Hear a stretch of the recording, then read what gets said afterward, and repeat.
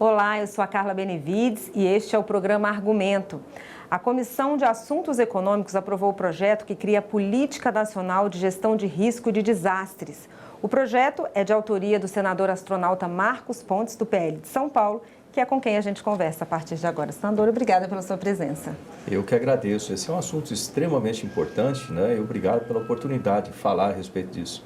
Senador, o projeto prevê ações tanto de prevenção como também para minimizar quando acontece uma tragédia como essa. Explica para a gente exatamente o que é esse programa.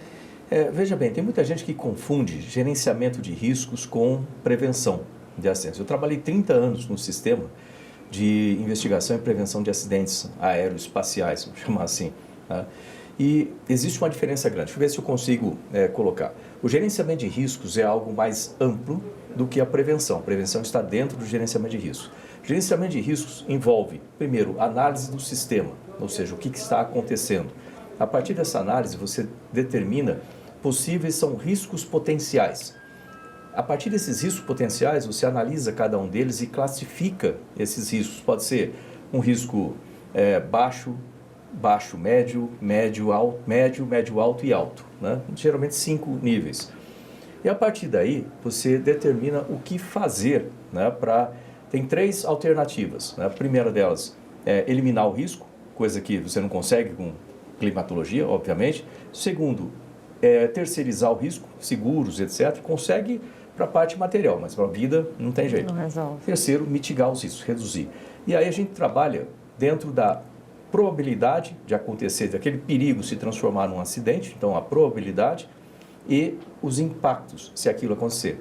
Então, quando você trabalha para mitigar ou reduzir a probabilidade do acidente, você está trabalhando com o que a gente chama de prevenção.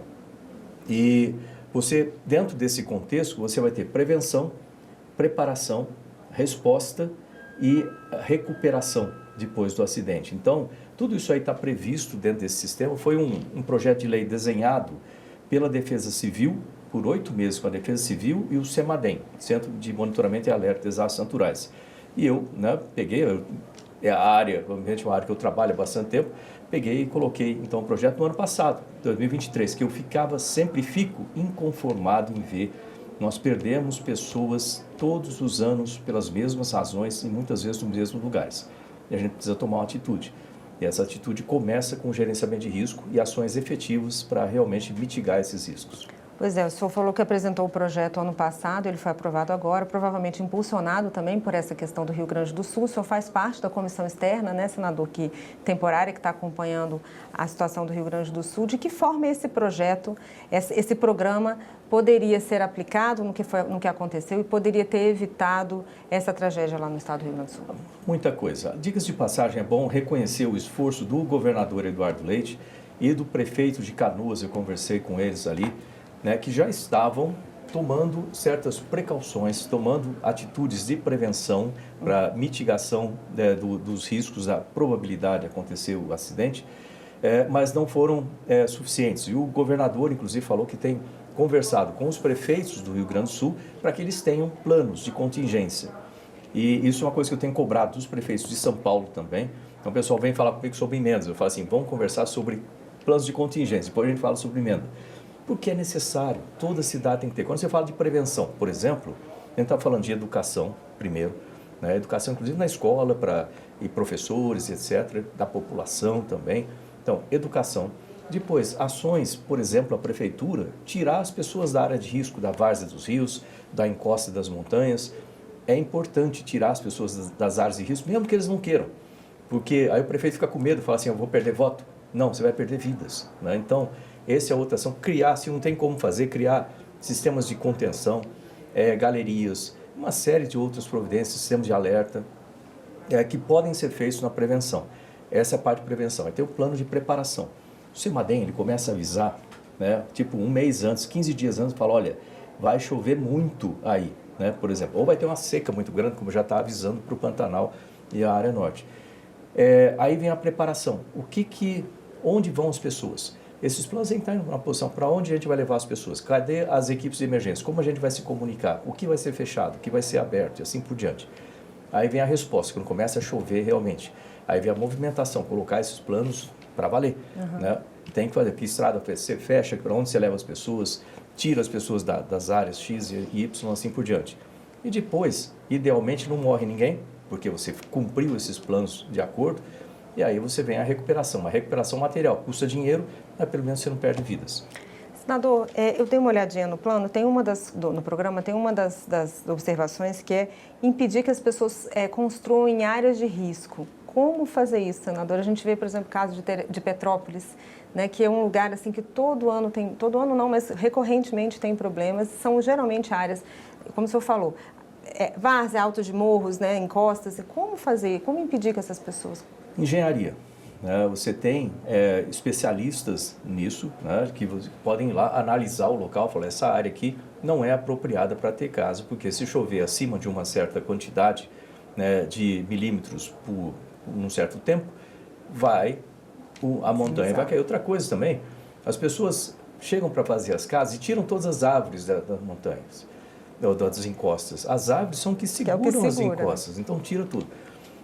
Aí não tem contenção, por exemplo. Se a pessoa já está morando ali, não tem como tirar, como se está estabelecido o bairro, como acontece em Franco da Rocha, lá em São Paulo, Francisco Morato, tem que criar sistemas de contenção para escoar água em outra direção, galerias lá embaixo para poder escoar melhor. O tipo de construção que se faz também tem uma importância muito grande, ou seja, nós temos especialistas para trabalharem com isso. A população vai reclamar?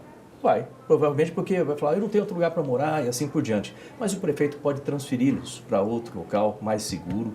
Eu acho que é dever do prefeito fazer isso.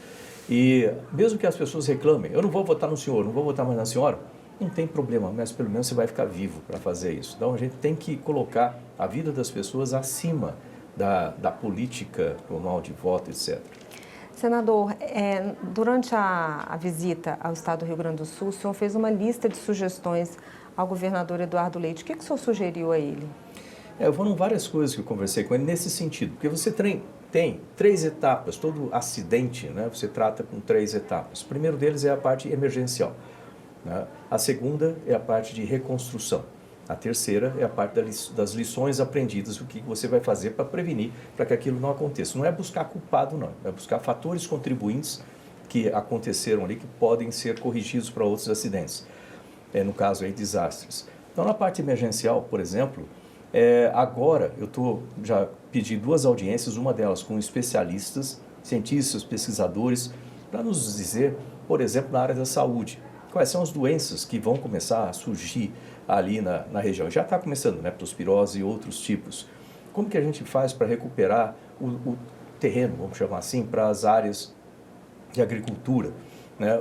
O que a gente precisa fazer em termos de sistemas ali para não reconstruir errado, tem que reconstruir da maneira certa, né? Já para prevenir que tem que colocar contenção de água aqui, tem que fazer algum outro tipo de sistema. Isso já tem que ser determinado agora. E aí vem a questão de recuperação da estrutura, né? Estrutura física. Tem perdeu-se, né? Muitas estruturas como hospitais, unidades básicas de saúde, assim por diante, tem que ser reconstruído. Estradas, pontes, tudo isso aí é construção civil.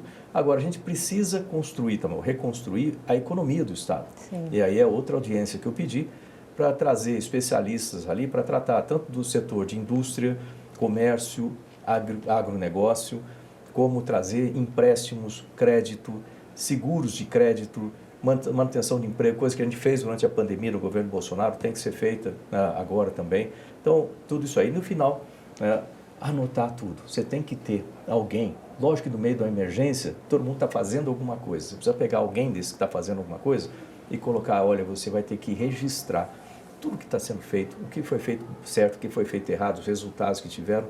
Tudo isso aí vai ajudar que a gente evite acidentes como esse no futuro. Senador, para a gente terminar aqui a nossa entrevista, eu queria que o senhor falasse um pouco do que o senhor viu, né, lá no estado do Rio Grande do Sul e os próximos passos que o senhor acha que a comissão externa tem que tomar para tentar mitigar aí o sofrimento dessa população.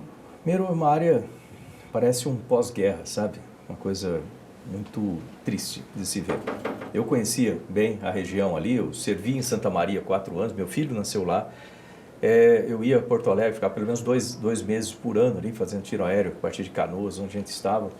E você vê que está praticamente tudo destruído ali. Imagina a casa das pessoas, foram cobertas de água, foi uma casa de madeira, ficou imprestável, tem que reconstruir essas casas, precisa de recursos para reconstruir as casas e tudo mais. O aeroporto de Porto Alegre, né? Como que a gente vai reconstruir, entre aspas, o Salgado Filho, os negócios ali, né? Tem que ter ali essa concessão tem que ser olhada com cuidado, porque não pode travar uma cidade, né? Uma capital, Porto Alegre. Então foi umas cenas muito tristes ali. Mas uma coisa que eu vi, né, que me deu um ânimo maior. Primeiro eu vi o hospital de campanha ali, o esforço das pessoas, os voluntários, tem que agradecer muito isso aí, homenagear essas pessoas. E depois a gente foi num abrigo. E coincidentemente, quando a gente estava no abrigo, chegaram os caminhões daqui do Senado, né, Liga do Bem. Como? Da Liga do Bem. Da Liga do Bem. Eles estavam chegando os caminhões lá, e aí abriram as portas, a gente tinha várias coisas, como roupas e etc. E artigos de higiene, muito importante agora também para as pessoas, mas entre isso também brinquedos.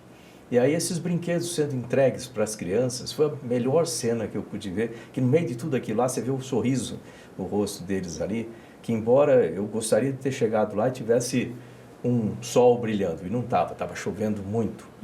Mas a gente sabe que o sol vai voltar a brilhar, né? E é importante começar isso aí dentro da pessoa e dentro dessas crianças com essa esperança iluminada, vamos chamar assim. Senador, obrigada pela sua presença aqui e sucesso no trabalho. Obrigado, parabéns aí para vocês apresentarem esses dados, dar espaço para falar sobre isso, que são assuntos importantes que não pode deixar. Passou o acidente, passou o desastre, 2 meses depois ninguém mais fala, esquece aquilo lá e não trabalha para prevenir o próximo. A gente precisa mudar essa cultura no Brasil. Com certeza, senador. Obrigada mais uma vez.